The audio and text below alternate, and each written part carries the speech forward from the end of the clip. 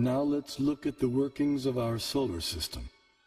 The mainstream scientific notion has been to portray the solar system as heliocentric or sun-centered.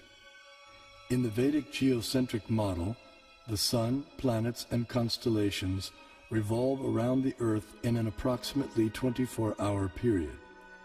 What may surprise many is that a geocentric or Earth-centered model is also capable of explaining the cosmic phenomenon with equal if not better accuracy, as is confirmed by many eminent scientists. Either CS could be used with equal justification. The two sentences, the sun is at rest and the earth moves, or the sun moves and the earth is at rest, would simply mean two different conventions concerning two different CS. We know that the difference between a heliocentric theory and a geocentric theory is one of relative motion only, and that such a difference has no physical significance. Obviously, it matters little if we think of the Earth as turning about on its axis, or if we view it at rest while the fixed stars revolve around it. Geometrically, these are exactly the same case of a relative rotation of the Earth and the fixed stars with respect to one another. Although the heliocentric model has been widely propagated, it has never been proven.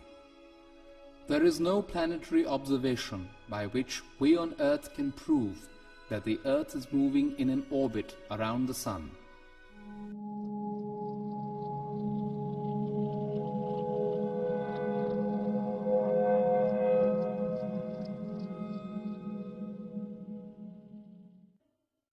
The Vedas give amazing information about the sun. Do you know what energy runs the sun? Is it nuclear fusion? Is it volcanic energy? The Vedas say it is water. Yes, water.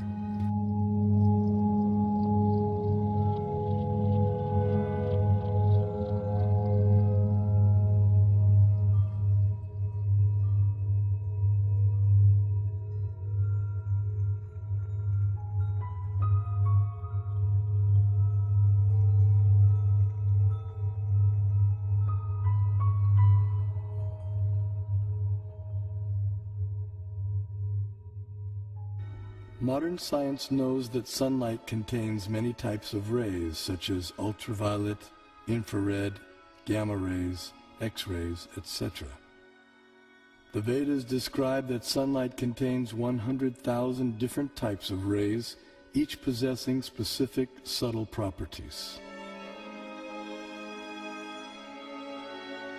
Just as in a house, electricity regulates coolness, heat, light, sound, etc.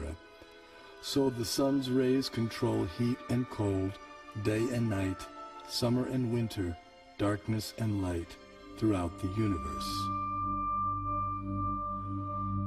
The Vedic geocentric model explains how the sun moves around the pole star situated vertically above Earth's north pole.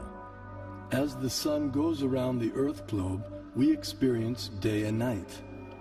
The stationary Earth, unlike the pole star, does not revolve on its own axis, though it is slightly tilted toward the pole star. During summer in the northern hemisphere, the North Pole experiences 6 months of daylight. Conversely, during summer in the southern hemisphere, the South Pole experiences 6 months of daylight. These 6-month periods correspond to a day and night for the demigods living in the heavenly planetary system. Vedic cosmology accounts for this phenomena by the vertical motion of the sun, technically called Uttarayana and Dakshinayana. The sun moves upward on an incline for half a year and then downward for the next half. This motion produces two effects on Earth, namely the changing of the seasons and the varying durations of day and night.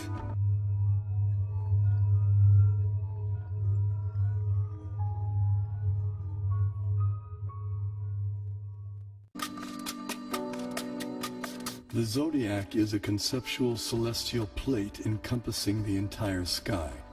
Like the face of a clock, the zodiac is divided into 12 divisions of 30 degrees each, called signs of the zodiac, or rashis. Each named according to the constellation of stars residing within them. These signs serve as a set of reference markers for measuring the movements of the moon, sun, and the planets. The zodiac completes one clockwise revolution of 360 degrees in every 24-hour period. The moon travels through the zodiac, but due to its slower angular velocity, it completes only about 347 degrees in 24 hours, falling behind by about 13 degrees. The day after the new moon day, we see one moon phase. The next day, the moon again completes 347 degrees, and we see the moon in its second phase.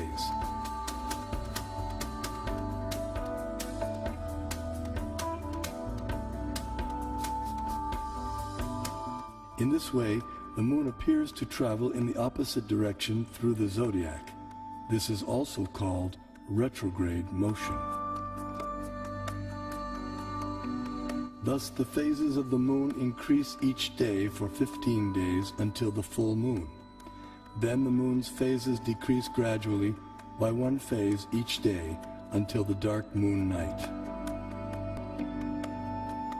The Srimad Bhagavatam describes the vertical positions of the planetary orbits. First above the earth plane is the sun at a height of 0.8 million miles.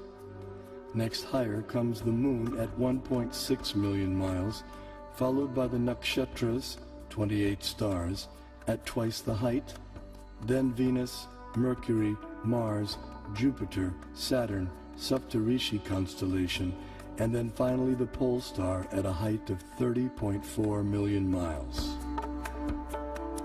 Although the Sun is 0.8 million miles above the Earth plane, its horizontal distance from the Earth is much greater. Although varying with the seasons, the mean Earth-Sun distance works out to be approximately 100 million miles. 80,000 miles below the Sun is a dark or invisible planet named Rahu. When this planet comes between Earth and the Sun on the new moon day, or Amavasya, while the moon is in the same conjunction or straight line, a solar eclipse takes place. The eclipse is full for those on Earth who are situated in line with the conjunction, while others may see it partially. Similarly, when Rahu comes between the Earth and the moon on the full moon day, or Purnima, while the Sun is in the same conjunction, a lunar eclipse takes place. This is seen by anyone on Earth who can see the moon. The eclipse is either full or partial depending on the movement of Rahu. At least 5,000 years ago, the Vedas were able to predict eclipses precisely. This science is still used today with the same extraordinary accuracy.